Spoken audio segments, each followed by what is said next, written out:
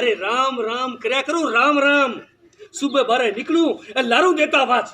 अरे कितना रुपया हरी सट्टा के मन कितनी बार कह दियो कि मन रारे सु आवाज मत दिया करो। राजस्थान की कला, संस्कृति और इतिहास बेहद समृद्ध है, लेकिन क्या वजह है कि राजस्थानी सिनेमा आज हाशिए पर चला गया है? राजस्थानी सिनेमा से जुड़े कुछ लोगों से हमने बात की तो उनका दर्द छलक पड़ा।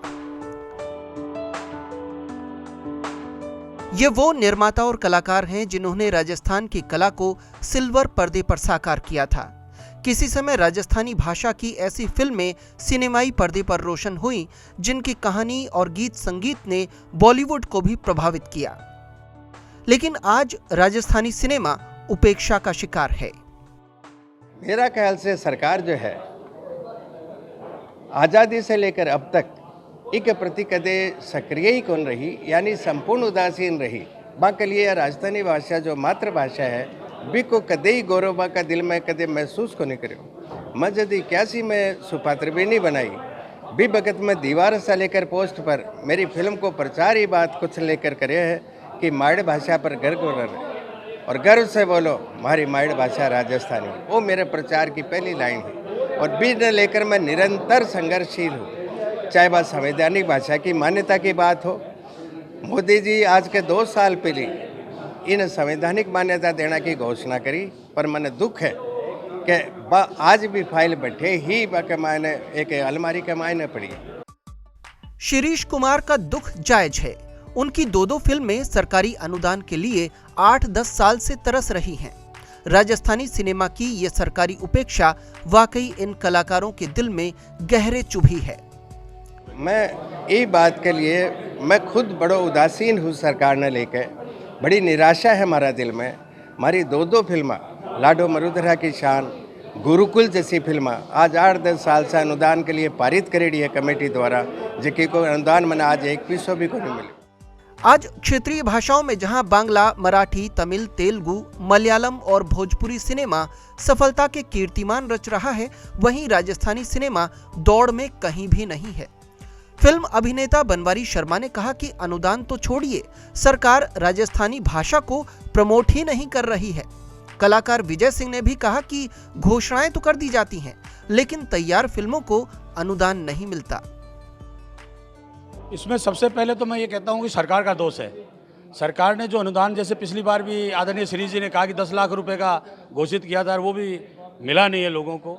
अब 25 लाख का अनुदान किया है। जब तक सबसे पहले तो अगर राजस्थानी भाषा को मान्यता देनी चाहिए सरकार को, और जब तक राजस्थानी भाषा को सरकार मान्यता नहीं देगी, स्कूलों में पढ़ाएगी नहीं, तो मैं समझता हूँ कि आम आदमी राजस्थानी भाषा की फिल्में देखना पसंद नहीं करेगा।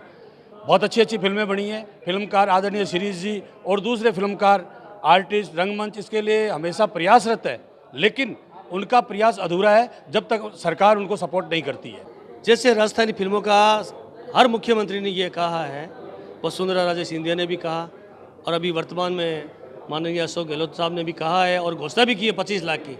मैं ये समझता हूँ कि घोषणा करने से पहले कम से कम उनको कला एवं सांस्कृतिक मंत्रालय में ये देखना चाहिए था कि पिछले 5 वर्षों में या 10 वर्षों में कितनी ऐसी राजस्थानी फिल्में हैं जिन जो सेंसर्ड हुई है, उनको अनुदान दिया जाना है। जिनको नहीं दिया गया तो किस कारण से नहीं दिया गया है, और उन्होंने आनंद फानन में घोषणा कर दी बजट में। तो ये एक लोभ लुभावनी बात मानता हूँ मैं इसको। राजस्थानी सिनेमा से जुड़े इन कलाकारों का दर्द हमने कला एवं संस्कृति मंत्री बीडी कल्ला के सामने रखा, लेकिन सरकार की उदासीनता उनके शब्दों से भी जाहिर हो रही थी। पिछले साल ही मेरी अध्यक्षता में मीटिंग हुई थी और हमने 2-3 फिल्मों को अनुदान दिया था।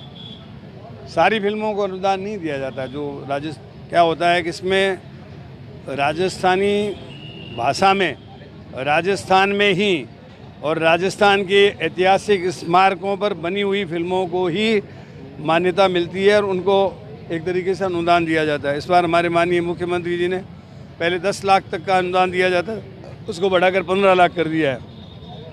कई फिल्में ऐसी होती है जिसमें राजस्थान की जगह दूसरी भाषाएं जोड़ दी जाती है, तो फिर वो फिल्में रिजेक्ट हो जाती है। कुल मिलाकर राजस्थानी सिनेमा निराशा के एक दौर से गुजर रहा है।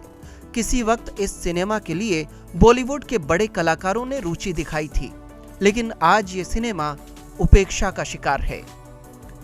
ईटीवी भारत के लिए बीकानेर से अरविंद व्यास की रिपोर्ट।